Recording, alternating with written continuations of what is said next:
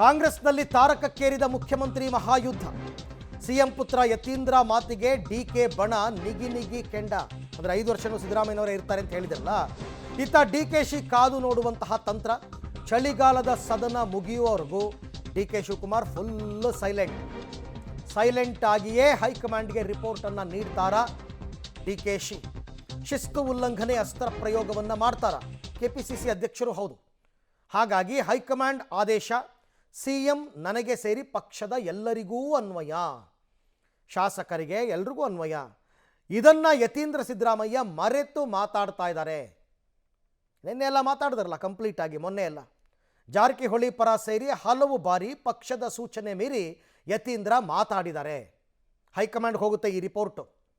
ನಾನು ಸಿಎಂ ಇಬ್ಬರು ಒಗ್ಗಟ್ಟು ಪ್ರದರ್ಶನ ಮಾಡ್ತಾ ಇದ್ದರೆ ಬ್ರೇಕ್ಫಾಸ್ಟ್ ಮೀಟು ಅದು ಇದು ಅಂತ ಮಾಡಿಕೊಂಡು ಇವ್ರದ್ದು ಅಪಸ್ವರ.